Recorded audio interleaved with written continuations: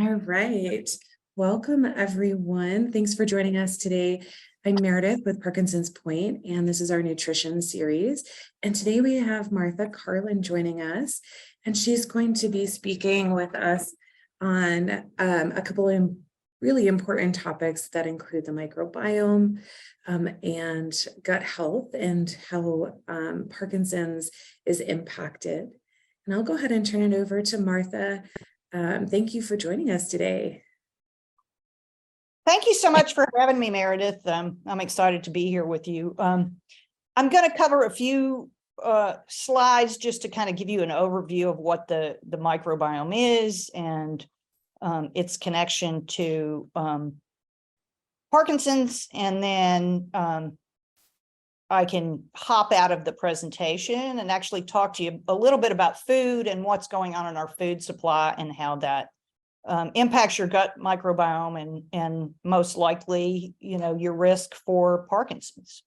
So with that, I'll get started here if it will let me advance my slides. Okay. So what's the microbiome? Well, it's the trillions of bacteria, fungi, and viruses that live in and on our body. And, over the last couple of years, most of the perception about microbes has been negative, but there are many, many microbes in our body that are really critical to our human health and perform functions like producing the B vitamins and vitamin K. 70% of our immune system is in our gut, and that's where the training of our immune system goes on. The microbes help us digest food and make enzymes that help us break that down. If you have a healthy microbiome, it also protects the gut barrier so that nothing can get across and into your bloodstream. What we're finding in the United States is probably about 80% or more of people have some loss of gut barrier integrity. And a lot of that is connected to, the highly processed foods and the use of antibiotics. So it's not just Parkinson's that is connected to the gut. This is the research that's coming out across the spectrum. And a lot of times when I talk to people with Parkinson's, I find that, maybe they had some kind of irritable bowel issue or heartburn or something early on. I talk to a lot of people who have thyroid issues and things that preceded their Parkinson's diagnosis. So many of these things are connected to the gut and also, connected along the pathway to Parkinson's. So one of the key things that the researchers who've been looking at the history of people with Parkinson's is that chronic constipation is a problem with about 70% of the people with Parkinson's, and that can precede a diagnosis of Parkinson's by 15 years. And what that does, when you don't have good gut motility, is the waste is sitting in your body, and that produces toxins. So this, you may have heard of Brock's hypothesis about how it may come in through the nose or the mouth, and then gradually over time move through the various areas of the brain, like an infection. So I'm going to just zip through these, but Dr. Schepperhans was the first pioneer who found the connection to the gut microbiome. And this is just a handful of the papers that he's done since he wrote his first paper on this in 2014. And he's really become one of the global experts. And you can see how the research has been increasing over the last, well, this is just through 2021. I can tell you it's still exponential. And these are just some of the other researchers who have been tying microbes to Parkinson's disease. And what happens over time is you get this fatigue in the immune system and increasing inflammation, like chronic inflammation, that the body has to deal with. And then this starts this whole cascade that can lead to Parkinson's and many other diseases. And just a few of the organisms that have publications. Oh, it says Martha add paper title here. Well, there are multiple publications on this, and I'm actually doing some work with one of the top researchers who is looking at Mycobacterium avium paratuberculosis and its connection to dairy products and the milk supply, and is actually working on a specific probiotic to address that.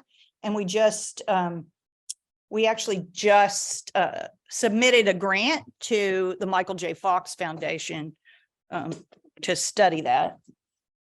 Sorry for the background noise. So here's just a few ways that different microbes can impact. Let me go back. They can poke holes in your gut lining. So different bacteria produce these different kinds of toxins. And of course, neurotoxins are some of the toxins that they produce, and they have implications. So one of the more interesting things that we found over the years is, this potential connection, because people have different symptoms. Nobody has the same exact symptom profile. They call Parkinson's kind of a designer disease. And so, it may just be the mix of microbes and toxins that you have that kind of presents with different disease profiles. So, this is that was my categorization of different things that I looked at over 20 years that I've been looking at this since John was first diagnosed with Parkinson's. I laugh because, what we thought was simple is really not that simple, because it's a very complex system that we're dealing with. And my background is really in systems in my business career before that. And, so I started thinking about this whole issue of a system. And the way I approached business systems was to follow all the ins and outs, the flows through the system, and try to understand how they could impact business risk. Well, in the human body, the main flows going through the body are, of course, food and water and any medications that we're taking. And you can see how over here on the left-hand side, sugar and processed foods, excess protein consumption, antibiotics, pesticides, proton pump inhibitors, all of those have a significant impact on the microbiome. And, most drugs will have some impact on the gut bacteria. A higher fiber diet, variety of plants, eating organic, probiotics and fermented foods can help address that, but avoiding these, the bubble on the left is, one of our best approaches to maintaining the health of our gut microbiome. This is just notes over the years of things that I kind of put together in my complex theory of what was going on with John and what were the environmental triggers, the bacteria, and different things that were impacting him. And what I often encourage people to do, because it's difficult for a physician to really understand all the impacts in your life, but I think it's important for you to understand. I mean, doctors don't have much time with you, but I encourage people to kind of build their health timeline over the course of their life, and you can add to it over time, but, start to look at the different things that impact your health and, potentially your gut microbiome, but actually stressors. And stress can be emotional stress, which we've had a lot of the last couple of years. It can be dietary stress, like poor nutrition, inadequate water. Like, they're all different kinds of stress, not just the emotional stress. So I always encourage people to think about those stressors, and also to really look at different times where they have taken antibiotics, or, I've talked to a number of people with Parkinson's who took long-term antibiotics for acne as teenagers, and that will have a dramatic impact on your gut microbiome. So, like, what can you do? So, exercise has an impact on your microbiome. Taking digestive enzymes is something that can help if you don't have the bacteria that are properly digesting the food. Taking a proper probiotic, I say eating more fiber, but you often have to address the constipation before you start putting more fiber in. So you've really got to get the pipes flowing and going to the bathroom on a daily basis. We really shouldn't have a situation where we're eating and the waste is not removed. And I think that's one of the things that neurologists don't typically understand or think about with Parkinson's, but chronic constipation, I've talked to many people who maybe only go once or twice a week. And it's a sign, one, that you're probably nutrient starved. So the gut is holding on to the food to try to get the nutrients. So your digestion isn't working properly. And also, it's a sign that there are, microbes in there that you need to address and get rid of. So I'm going to stop sharing this, and then I'm going to show you just a couple of slides from another presentation I have, which is it's a little bit more technical. But one of the things that we have actually shown is that something called molecular mimicry can, let me get this going. You can have like cell wall components from different bacteria that actually are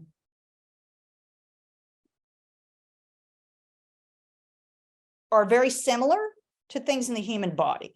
So here, this is an example of if you have a weakened blood-brain barrier or a weakened gut barrier, that these antibodies can cross over into your bloodstream, and then you get an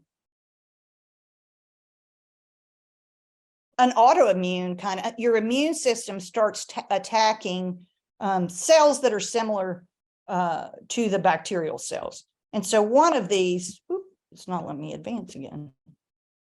So one of the areas that we're actually working on research is related to these heat shock proteins from the bacteria and food that may contribute to these autoimmune triggers. So, and some of the food that produce these similar heat shock proteins that we're most interested in are actually wheat, corn, and spinach. So, spinach, we probably think that, okay, that's healthy. So I won't go into the really deep dive of that because it was done for a group of scientists, and it goes into a lot of technical genetics of it. But there are some things that you can really do to take action is, starting to address your constipation. And it's really best not to do that with something like, is it Mucilix? Is that that's one that often a doctor will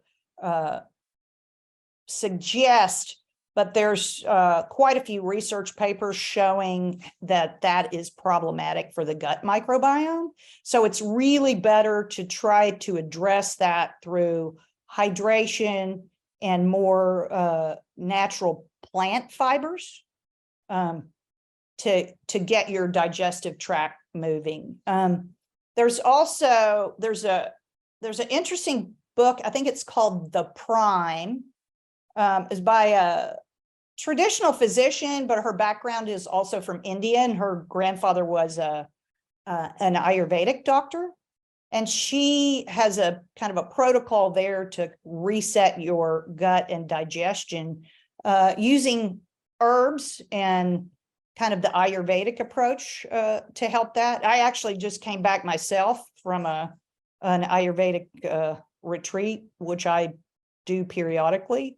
But if you can address the constipation naturally, I would avoid wheat and spinach because, and corn-based products, because they have this you can start producing this antibody that will attack something called aquaporin that helps fluid move, between cells in the body. So if you have, and what we found in our microbiome research, collecting fecal samples from people with Parkinson's, is there is a distinct profile of the stool of people with Parkinson's. And the young women in our laboratory could actually identify a person with Parkinson's just by looking at the stool sample and not knowing anything else about them, because it was kind of like parts of it were like concrete. So there's a hydration issue for sure. And I know, like most of you are in Colorado, hydration is a tough problem there. So, getting sufficient minerals and electrolytes in your water will help with that. Magnesium and, we take something called Aussie trace minerals in our water to ensure that we're, getting adequate electrolytes in the water. But maybe with that, I'll stop for a minute and see if there are questions. Feel free to ask questions, but it sounds like constipation is really obviously one of the main things that most people are already having an issue with, that we would want to resolve first before maybe changing our, well, shouldn't say changing our diet, we still would want to address that, and that doing that through some of these more natural sources could be really impactful. So it sounded like some of the top suggestions that you have are getting some electrolytes into our water and making sure we're staying hydrated. The other thing I would say is be careful when you're looking at electrolyte drinks, because there are a lot of drinks sold in the grocery store in bottles as electrolytes, but those will often have glucose or fructose in them. And, one of the things that I did not talk about is sugar. And those sugars that really impact the type of bacteria in your gut, and glucose and fructose have a significant impact on that gut profile. And also fructose actually will chelate certain minerals from your body and cause, further nutritional deficiencies. So what would you recommend? Like, what would be a good electrolyte drink or a safe one? You mentioned Aussie trace minerals. So I do use a Aussie trace mineral that is, in fact, I can get a picture of it. It takes a little getting used to the taste because it's a little bit salty, but it comes from an ocean source of, with a complex mineral profile. You can get, we also take a magnesium supplement from a company called Jigsaw Health that I know is a pretty good source. You really have to look at your labels, just like you have to look at your labels with your food. And, probably one of the biggest challenges John had was getting off sugar. It took him about 3 years to get off of sugar. And, I have a blog called Martha's Quest, and I have a more detailed blog on there about basically insulin resistance and sugar in the brain from some of the publications that show, I think about 65% of people with Parkinson's have something in the insulin dysregulation category from pre-diabetes to diabetes. And there is evidence that both Parkinson's and Alzheimer's are what they call type 3 diabetes, which is insulin resistance in the brain. One of the other things that we've done that has actually helped John quite a bit, there's a researcher, his name is Walter Longo, and he has done a lot of research on intermittent fasting, and basically put together, because not everybody can fast long term, but by narrowing your window during the day that you eat, you allow your digestion to have more time to digest what's in there and go through the digest and rest phase. But he actually has put together a program where you can get a kit that's a 5-day prolonged fast mimicking diet. So it comes with the foods that you eat each day. And he's done a lot of research on how that benefits, different health conditions. John has done that about every 6 weeks for, say, almost a year. He started doing it after COVID because he had a pretty bad setback after COVID. And that was one of the things that really made a difference for him. And it also gives your body a little time to get rid of the waste.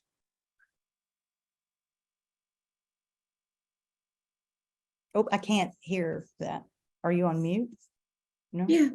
Okay. Dave, if you have a question, just go ahead and unmute yourself, hon.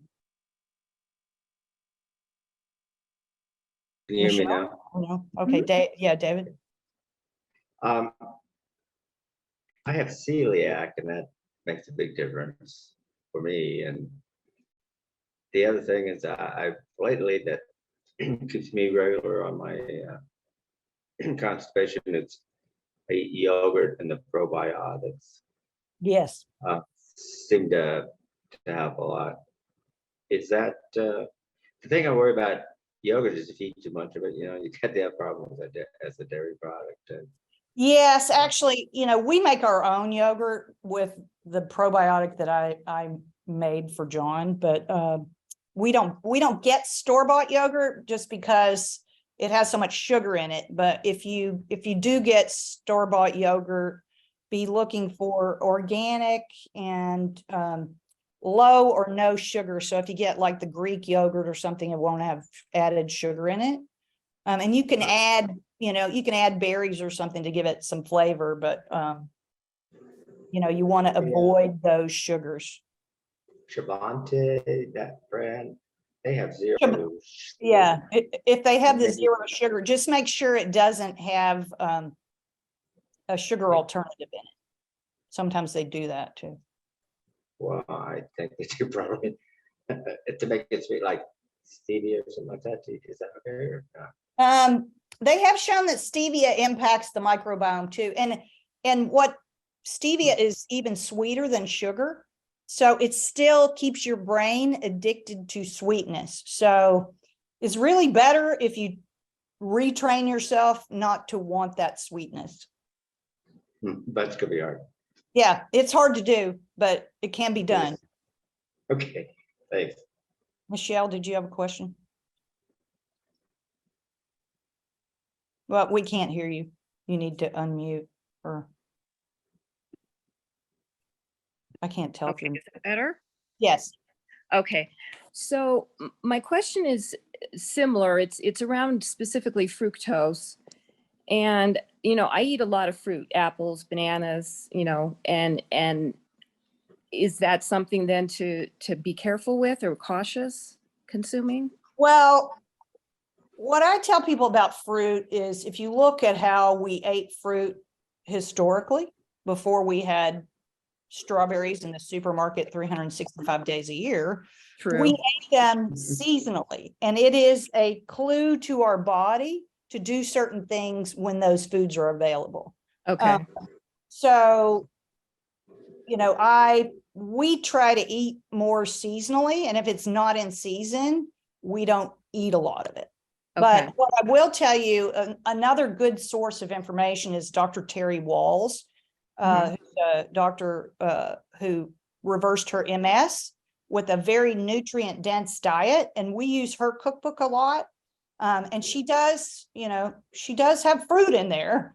But another book you may want to look at is Dr. Richard Johnson, who is a kidney doctor at CU, has a book called Nature Wants Us to Be Fat, and it's all about fructose. Okay. And then to add on to that, there's a lot of talk about agave and honey as alternate sugar sources, but is it sugar is sugar? Well, for the most part, yes. I would avoid agave. Okay. Because it's also, most of it's highly processed. Yeah. Honey, what I would say is be careful of your product, because much of the honey that's in the food supply now is actually thinned Wow. with fructose or some other sugar that is not clearly marked on the label. Okay. So you need to make sure you know, if you can, get it from a beekeeper that you know, or Right. but a Okay. lot of the commercial products have been adulterated. Thank you.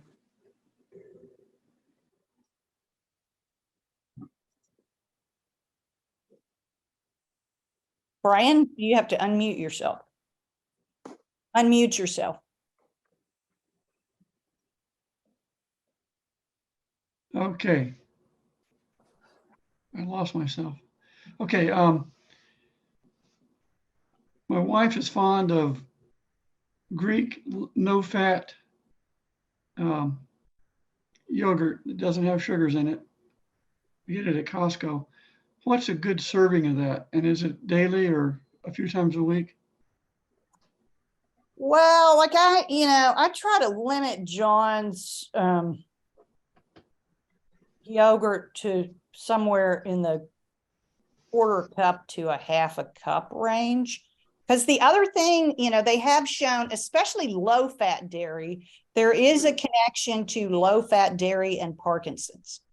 And I think back at the beginning, I mentioned the Mycobacterium avium paratuberculosis that is in the dairy supply. And, it's also in organic cows. So I would look at maybe not having the yogurt every single day and, looking to supplement your probiotics with a soil-based probiotic like Megaspore, or, the one that I made for John has a soil-based, it's called Sugar Shift. And it actually, some people report to us that it helps them overcome their sugar cravings, but, not everybody.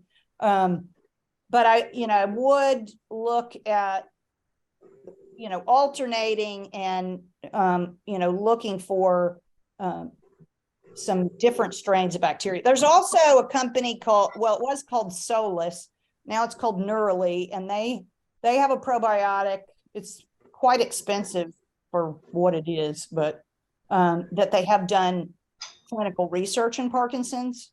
And so they're advertising under the name Neurally now.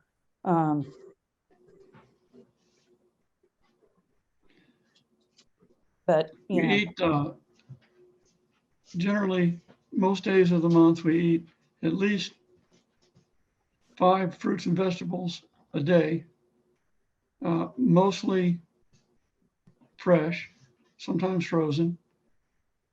My problem has never been constipation. It's been just the opposite. so that's about the other third. And, it's so that's also a sign that you've got some pathogen in your gut. And your body's trying to flush it out, but it's not getting flushed out. So, and sugar, fruit, sugar, anything, so will feed those pathogens. So sometimes if you can either, try to do a short fast or, work that in where you can start to lower the abundance of those organisms, you may start to see some improvement. So low-fat yogurt is better than fat yogurt. No, fat yogurt is better. Actually, the Okay. fat yogurt is better. High fat yogurt is better because you'll get your higher load of retinol, vitamin A from that. Yeah, my issue is my colon doesn't behave very well. All of my life, I have had really good success with stooling. I'd almost always stool within 30 minutes of waking up, and typically 1 time a day.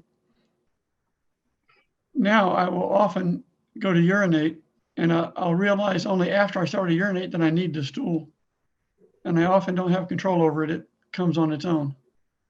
So that's also interesting because the autonomic nervous system, our nervous system, controls those things, and the part of our brain that manages stress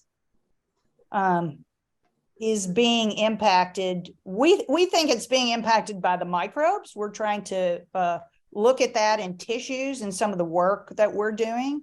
So, you know, that can also kind of mess with the regulation of you know, having a bowel movement or urinating. Thank you. You know, one of the, I think, last things I'll leave you with is, you know, herbicides and pesticides and antibiotics. I mean, I mentioned that, but so glyphosate or Roundup is patented as an antibiotic. It kills most of the good bacteria, but not the bad bacteria. And it is prevalent in so many of our foods now because they use it to dry the crop at the end of the harvest. And so it has even higher residues from that. So all of your grains, that's probably one of the main reasons it's impacted them. Also, things like chickpeas or, you know, a number of the bean crops, lentils, all of that sort of stuff. You have to be very careful. It, you know, organic should not have glyphosate on it. But even that's getting more difficult because, you know, the rivers and our waterways are, and even the rain has it in there now. So that's something to be mindful of is, you know, looking at who the suppliers of your food are and what those, you know, what their herbicide and pesticide use might be, and making sure that you're really washing any greens that you get, wash them really well when you get them home. So you're not adding more pathogens to the mix. And, you know, obviously sometimes we have to take an antibiotic, but antibiotics can be quite devastating to the gut microbiome. And then it takes, you know, months to kind of get it back in shape to where it can digest your food and make your vitamins and do all the things that you need. And, you know, Meredith, you have my email. If you want to share my email with people, I'm happy to answer questions. I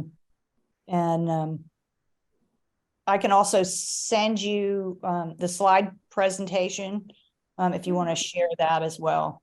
Yeah, we usually send out a email recap with some of the like most important tips or any resources. So I've been taking some notes. I would and if I love can't find that something, too. I'll let you know. Okay. But and then the link obviously for the video, so people will have that, and we can share whatever contact info you're comfortable with. And it sounds like there's some really good tips. You know, once we get unconstipated, to stay unconstipated. You know, trying to eat organic. Get lots of veggies in there, maybe be cautious about fruits just because of the sugar. Yeah. And then obviously avoiding processed foods and sugars. And you mentioned a couple good cookbooks we can include. Did you want to say anything about fermented foods? You mentioned that briefly. So yes, fermented foods are a great way to get you know, a colony of bacteria that works together as a team. What I will say is oftentimes people who are having digestive issues may have something called SIBO, small intestinal bacterial overgrowth. And you can have trouble with fermented foods until you get that somewhat resolved. So, you know, I would proceed with caution and test how, you know, do you get super gassy? Do you, you know, and, you know, do it in small doses. But often what we'll do is just have, you know, a little tablespoon of kimchi or sauerkraut with the meal. So I try to put it in first, and then those enzymes and the bacteria are in there to kind of help break down that food. The other thing is chew your food. Chew it, chew it, chew it, chew it, chew it. Which, you know, we have sort of lost and a lot of our food is mushy, so we don't chew. But most of those digestive enzymes actually start in your mouth with chewing.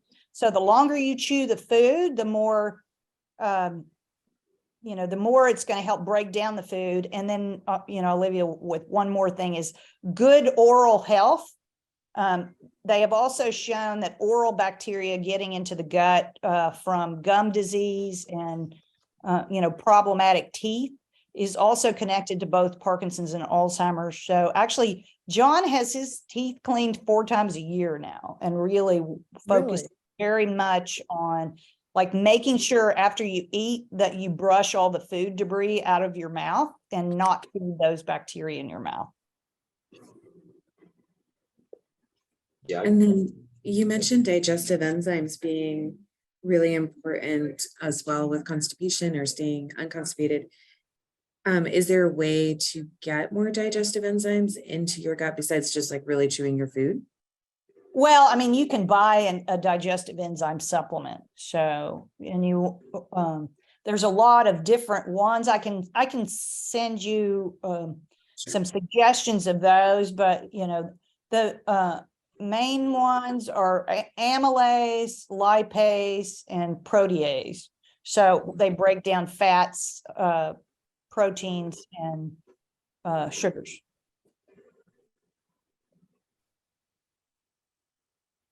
And what John does now is he takes digestive bitters right before his meal, like, 15 minutes or so before his meal. And that's a plant. Here's one you can get in here. Here's one you can get in the store. Swedish bitters we get at natural grocers. Or this one is Gaia Herbs Pro. You may have to get a doctor to get that. You might be able to get it on Amazon. It's called Digestive Bitters with Turmeric. I get most of my Gaia products off of Amazon pretty successfully. So that, that's a good option as well. And on the Ayurvedic side, one of the things they have you do to ignite the digestive fire, I make a tea with half a teaspoon of, I mix cumin, coriander, and fennel seeds in, hot water, and then drink that about 20 minutes before I eat. And that will also ignite your digestive fire.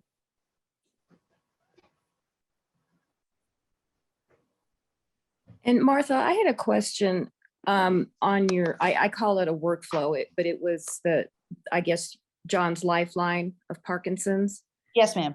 Do you have a template that I don't, but I've had several people ask me for that. So I am trying to work on one that kind of has a questionnaire that just to spark your thinking about what that would look like. And I have talked to somebody about building an app that would help people do it. I just don't have the money for that right now. Yeah, but great idea. I would love to do that for myself. Because often, like, we don't think like cause and effect aren't always closely related in time and space. So Right. If you start to paint that picture for yourself, you start to go, oh, Things well, start this popping might have up. been an impact. This might have been an impact. This might have been an impact. So. Now, is that something you're willing to provide, like, this audience or one of the sets of information that you're going to send to us, that we can like have a copy of John's or a copy of something? Yeah, so you'll get a copy of that presentation that has John's timeline in it. Oh, thank you. Okay. And it doesn't have everything, but it has a lot of the key things that give you kind of some ideas of. Good. Okay. Thank you. Great. So much information every time we talk with you, Martha. Oh, yeah. Thank you. I'm like scrambling to get all the Thanks for having me. I'm sorry for my little chaos in the background of worries. moving stuff, but I'm glad. Yeah. Thank you for Yeah, I get texting it. me and reminding me.